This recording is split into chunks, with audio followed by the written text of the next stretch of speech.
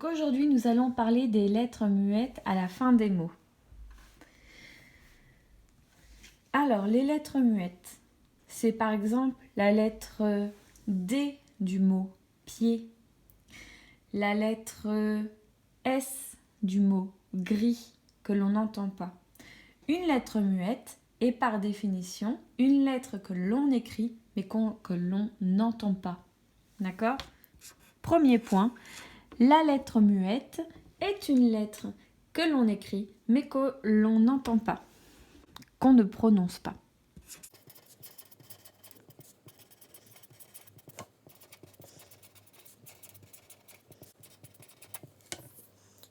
Exemple, le mot chat,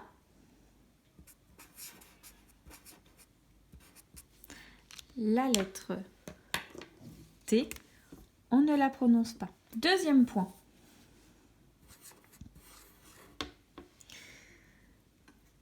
La lettre muette finale, donc à la fin des mots, donne un indice pour le féminin.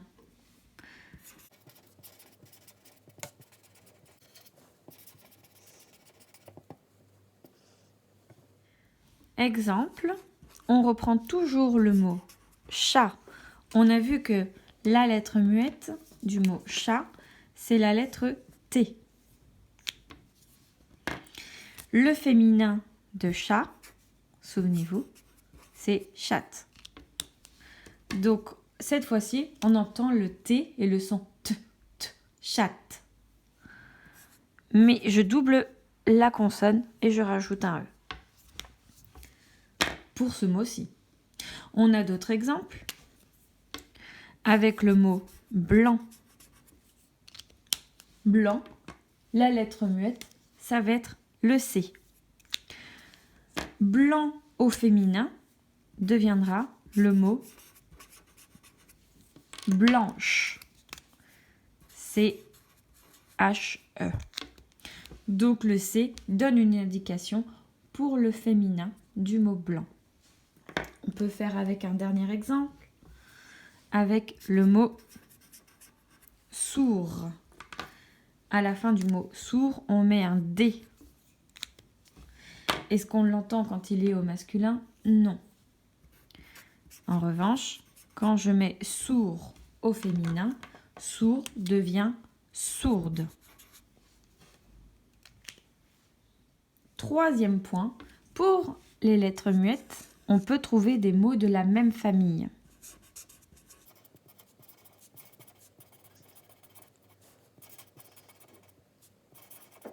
Exemple, je prends le mot bon, faire un bond. La lettre muette, c'est le D. Parce que si je transforme le nom bon en verbe, bon deviendra bondir. Faire un bond, c'est bondir. Autre exemple, je prends le mot grand. Grand au masculin, il y a bien D, mais on ne le prononce pas. Quand on met grand au féminin, ça devient grande.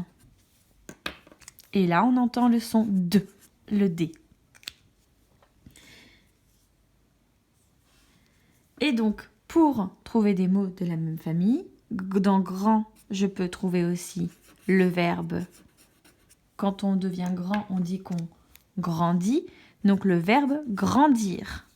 Un autre mot de la même famille, pour le champ lexical de grand, c'est la grandeur. Et donc, cette fois-ci, j'entends le D. On peut faire un dernier exemple. Qu'est-ce que je peux pouvoir trouver? Le temps, tiens. Le temps, on n'entend ni le P ni le S. Mais si je prends un mot de la même famille, j'ai temps pour elle.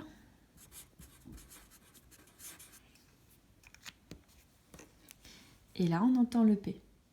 Attention, il y a certains mots quelques noms qui se terminent par 2 lettres muettes.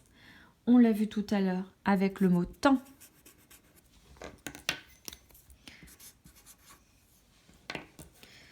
Il y a aussi le mot doigt.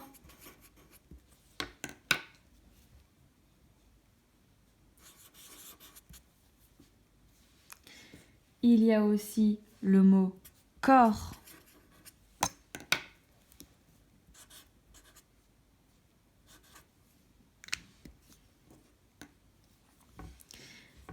Mais dans ces lettres, temps, on a vu que le P était utile pour, par exemple, temporel, temporiser, etc.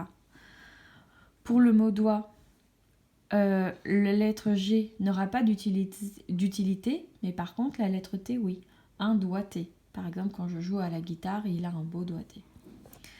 Le mot corps, ici le S ne va pas avoir d'utilité. En revanche, le P, oui. Corporel. Enfin, dernière remarque, il y a des mots invariables. Vous savez ce que c'est qu'un mot invariable? C'est un mot où on ne change jamais l'orthographe, où il ne peut pas s'accorder comme un verbe ou comme un nom ou comme un adjectif. Donc, les mots invariables se terminent par une lettre muette. Je dis certains mots, hein, pas tous les mots, mais certains mots invariables. Je prends un exemple, le mot dent se termine par le S. Et pourtant, on ne le prononce pas. Maintenant.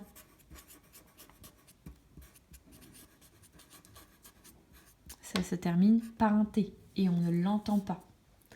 Et un dernier exemple, toujours. Ça se termine par un S, mais on ne l'entend pas. Voilà, c'est à vous de jouer.